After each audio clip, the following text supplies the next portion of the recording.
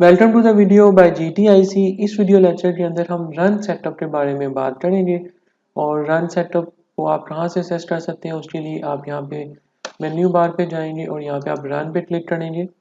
Setup पे click करेंगे तो आपके सामने रन सेटअप की एक विंडो जो है वो ओपन हो जाएगी। रन सेटअप की विंडो के अंदर लॉट्स ऑफ स्टफ्स जो है वो अवेलेबल है, तो वन बाय वन हम उस हर एक ऑप्शंस के बारे में डिस्कस करेंगे। एट द स्टार्ट फर्स्ट पे हमें यहाँ पे रेप्लिकेशन पैरामीटर टैब में शो हो रहा है number of replications. Number of replication is basically is the number of independent runs कि आपने अपनी सिमुलेशन को कितनी दफा रन करना है, 1 टाइम 2 टाइम 3 टाइम।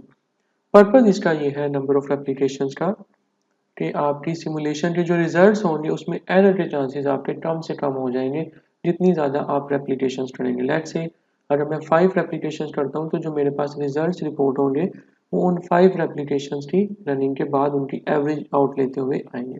8 रेप्लिकेशन के थ्रू जब आपके पास रिजल्ट्स आएंगे तो उसके अंदर एरर के चांसेस हो सकते हैं। ओके, नेक्स्ट हमारे पास जो ग्रुप है that is initialize between replication. Mean आपने अपने स्टैटिस्टिक्स और जो सिस्टम की जो स्टेट्स की वैल्यू है वो start of the simulation run आपने उसको रिकॉर्ड करना है या नहीं करना। फॉर ईच रेप्लिकेशन जितनी भी आप रेप्लिकेशन करेंगे अगर आप इसको चेक करेंगे तो आपके स्टैटिस्टिक्स जो है वो सब रिकॉर्ड होंगी, अदरवाइज वो रिकॉर्ड नहीं होंगी। देन हमारे पास वार्म अप पीरियड है।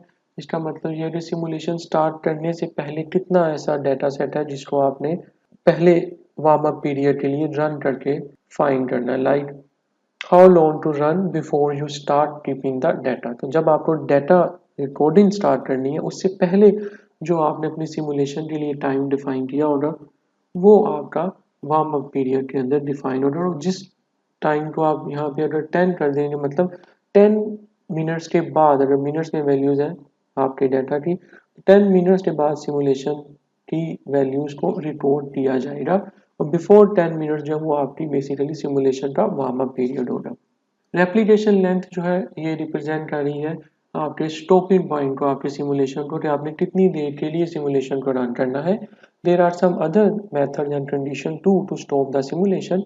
लाइक अगर मैं यहाँ पे रेप्लिकेशन लेंथ में 20 मेंशन कर रहा हूँ, इट मीन्स कि मेरी सिमुलेशन 20 मिनट्स के बाद एंड हो जाएगी। अगर मेरे पास यहाँ यूनिट्स मिनट में है, अगर मैं आवर्स कर दूंगा तो 20 आवर्स के बाद एंड हो रही है एंड सो ऑन।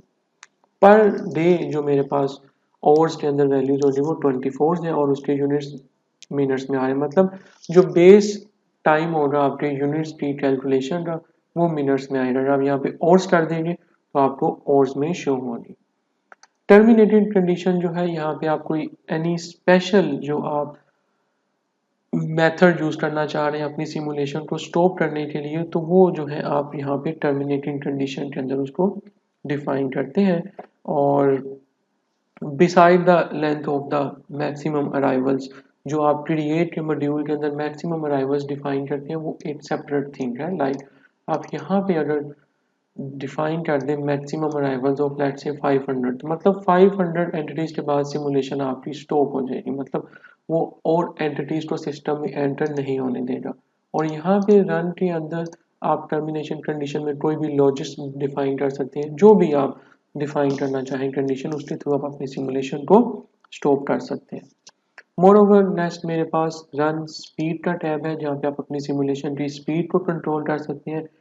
कितनी फास्ट और कितनी स्लो आपने अपनी सिमुलेशन की स्पीड को देखना है। देन मेरे पास रिपोर्ट्स के नाम से टैब है जहाँ पे आप डिफरेंट टाइप ऑफ रिपोर्ट्स और उसकी कैटेगरीज के दरमियान मूव अलोन कर सकते हैं। जैसा हमने प्रीवियस वीडियो लेक्चर के अंदर साइमन समरी रिपोर्ट को जनरेट किया था और कैटेगरी ओवरव्यू रिपोर्ट को जनरेट किया था।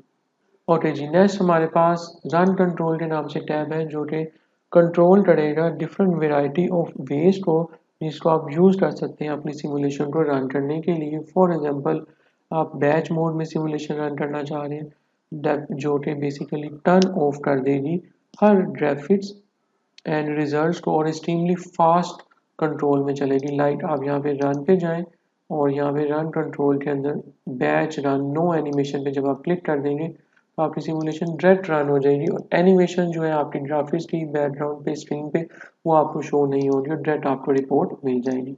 अगेन आप इसको अनचेक करना चाह रहे हैं तो ये अनचेक कर देंगे, ये देखिए ठीक हो गया।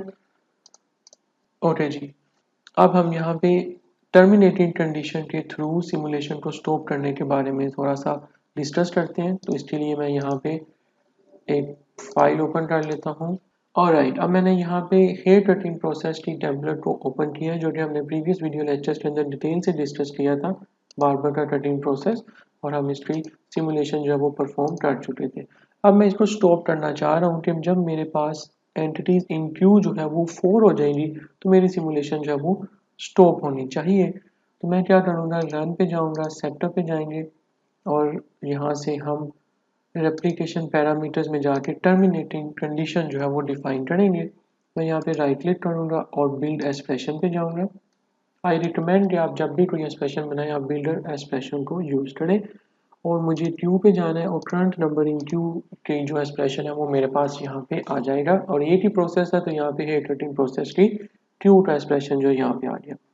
मैं इसको स्टॉप करना चाह रहा हूँ जब मेरे पास एंटिटीज इन क्यू जो है वो 4 के बराबर हो जाएंगी। तो मैं यहाँ पे इक्वल टू का ये स्पेशल लिखूंगा, ये इसका सेंटर से 2 टाइम इक्वल का साइन आएगा।